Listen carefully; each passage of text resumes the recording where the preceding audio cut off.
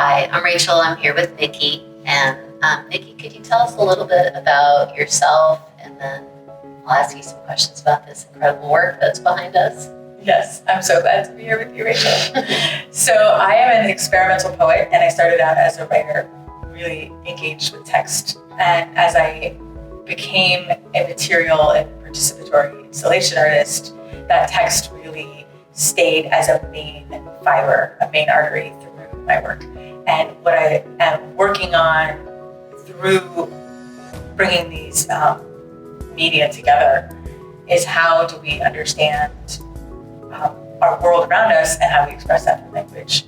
So my work as a writer and as a poet sort of marries all of these things. Yeah, and that sounds like a perfect way to find book arts. How did you figure out as a poet, an experimental poet for whom text is a material, that there was this thing called book arts?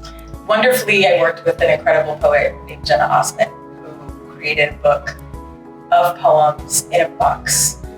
And that was so inspiring and exciting to me, and I had no idea it was possible. I mean, as a book lover, I had never seen a book that was unbound, that was meant to be co-created by the reader.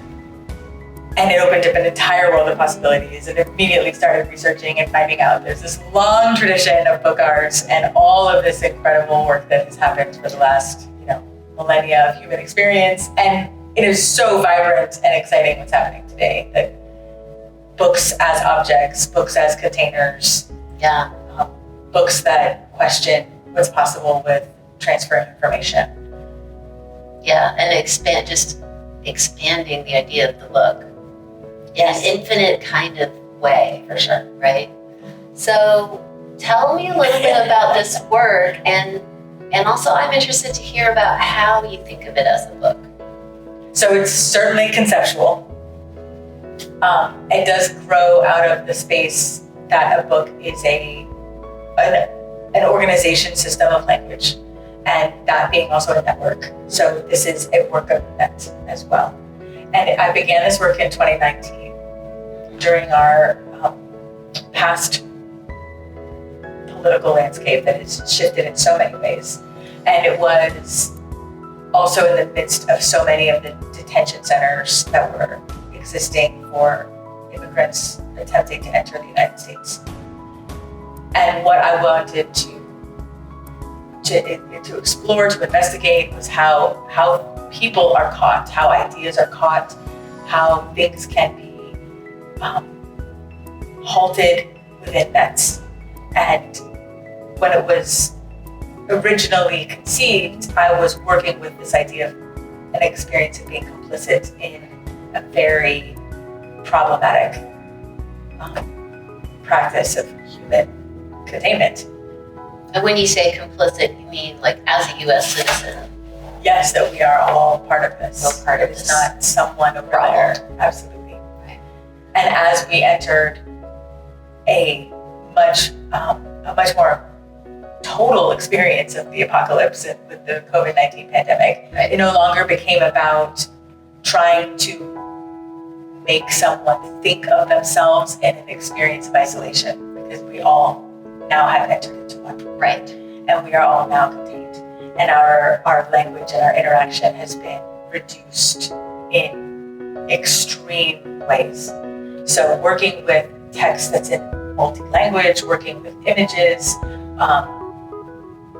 really intersecting the fibrous nature of paper, of human, skin and circulation system.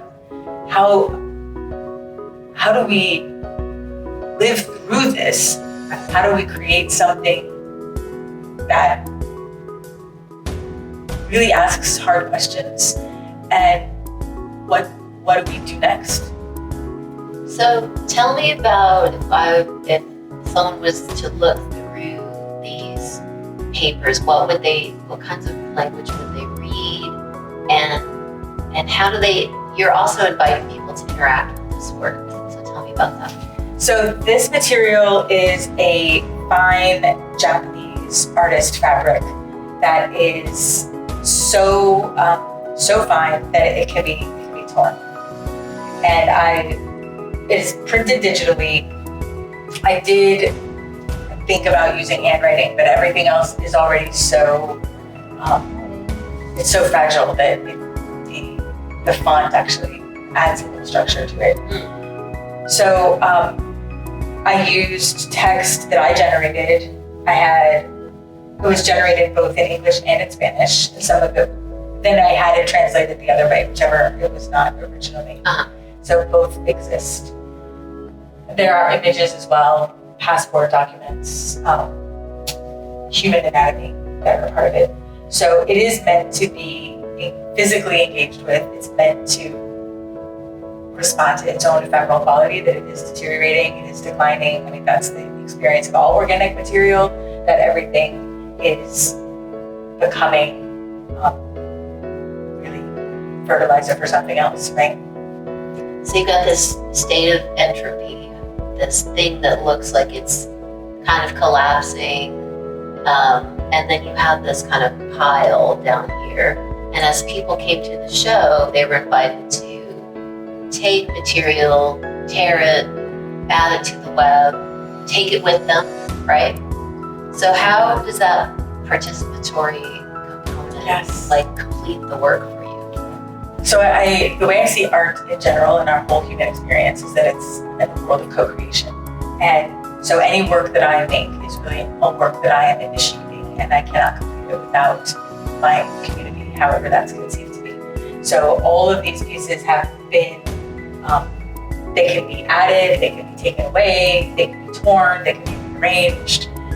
Because the book that I made is a book that's in progress, and I invite and expect and want to engage other artists, other co-creators, to then show me what else is possible in this, and allow me to see it as both an artist and a viewer. Yeah. It's really blurring those lines of what are our identities. Yeah, and I think a lot of artists want to have that kind of like cyclical connection with the viewer, but you're actually physically making that happen by inviting that participation. So what kind of projects are you working on now? Is it something like this? Is it something really different? So I am really thinking about how we bend time and how we can bend and reshape and rethink timelines, and that by thinking about it differently, we can also understand time and how we experience it differently.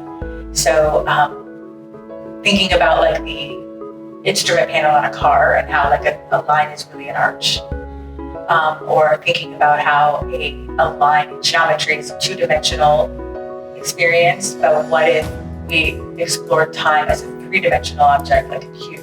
How would time move inside of a geometric form? So I don't know, and I'm having fun working with it. It sounds exciting. And I think that it may end up as a digital experience that has some kind of material component to it. Very cool. I can't wait to see. Yeah, I'll let you know in a year. No, But this was an exciting experience, and I love getting to really engage with the surface as well, which I didn't expect because it was supposed to be. Yeah, It was a great experience. This is so different digitally than in person. All right. It's great. Thank you. Thank you.